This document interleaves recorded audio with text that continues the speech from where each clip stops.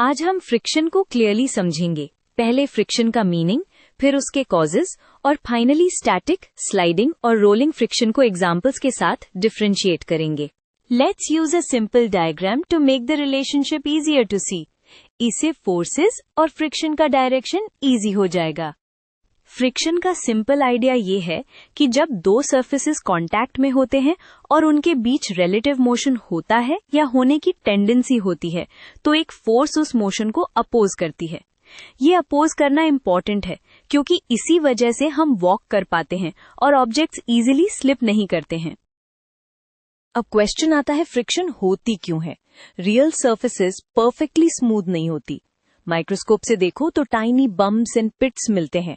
जब surfaces press होती है, ये बम्प्स इंटरलॉक हो जाते हैं और मोशन को रेजिस्ट करते हैं। यही एक मेजर कॉज है। सेकेंड कॉज होता है अडहीजन।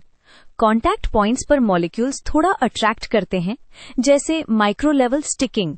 इसीलिए क्लीन, स्मूथ सरफेसेस कभी कभी ज्यादा फ्रिक्शन भी दे देते हैं। और जितना ज्यादा सरफेसेस को दबाओगे, कॉन्टैक्ट स्ट्रांग होगा, सो फ्रिक्शन जनरली इंक्रीज होती है। अब स्टैटिक फ्रिक्शन। जब ऑब्जेक्ट एक्चुअली मूव नहीं कर रहा बट आप पुश कर रहे हो, तब फ्रिक्शन उस मोशन को स्टार्ट होने से रोकता है। ये एडजस्ट कर सकता है, मतलब जितना पुश उतना फ्रिक्शन, एक मैक्सिमम लिमिट तक। ये पॉइंट समझना की है। स्टैटिक फ्रिक्शन फिक्स नंबर नहीं होता, it can vary up to a maximum. ये मैक्सिमम लिमिट को सेट करता है, इससे आगे स्टैटिक फ्रिक्शन होल्ड नहीं कर पाता। स्लाइडिंग फ्रिक्शन या काइनेटिक फ्रिक्शन तब होता है जब ऑब्जेक्ट सरफेस पर स्लाइड कर रहा होता है। यहाँ फ्रिक्शन रफली कांस्टेंट होता है फॉर गिवन सरफेसेस और डायरेक्शन हमेशा मोशन के ऑपोजिट होता है। इसको यूज करके हम ब्रेकिंग और स्टॉपिंग को एनालाइज करते हैं। स्लाइडिंग के लिए कोएफिशिएंट अलग होता है और यूजुअली स्टैटिक से छोटा होता है। रोलिंग फ्रिक्शन तब आता है जब ऑब्जेक्ट रोल करता है, जैसे व्हील या बॉल।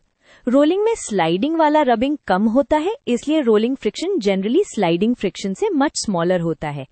प्रैक्टिकली व्हील्स इसलिए यूज होते हैं ताकि मोशन इजियर हो जाए। अब तीनों को साइड बाय साइड कंपेयर कर लेते हैं। जब आप टेबल में देखेंगे तो क्लियरली दिखेगा मोशन का स्टेटस, बिहेवियर और साइज कैसे चेंज होता है। ये कंपैरिजन एग्जाम में डायरेक्ट डिफरेंशिएशन के लिए बेस्ट होता है। एग्जाम्पल से लॉक हो जाएगा। स्टैटिक में क्या होता है कि आप हैवी बॉक्स को पुश करते हो तो पहले मूव नहीं होता, वो अभी भी स्टैटिक की तरह बिहेव करता है। फिर जैसे ही मूव होता है, उसके बाद एक स्लाइडिंग फ्रिक्शन लगती है, जिसमें वो बॉक्स मूव हो गया और किसी फ्लोर पे घिसटता हुआ जा रहा है। रोलिंग में क्या होता है कि सूटकेस के व्हील्स ले लो कि रोड पे रोल कर रहे हैं। हर केस में फ्रिक्शन मोशन को अपोज करता है, बस सिचुएशन के हिसाब से टाइप चेंज होता है। Quick recap. फ्रिक्शन एक रेजिस्टिंग फोर्स है, मेनली सरफेस रफनेस और माइक्रोस्कोपिक स्टिकिंग की वजह से।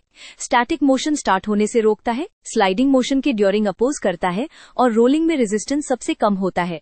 बस इसी स्ट्रक्चर में लिखोगे, आंसर कंप्लीट और क्लियर बन जाएगा।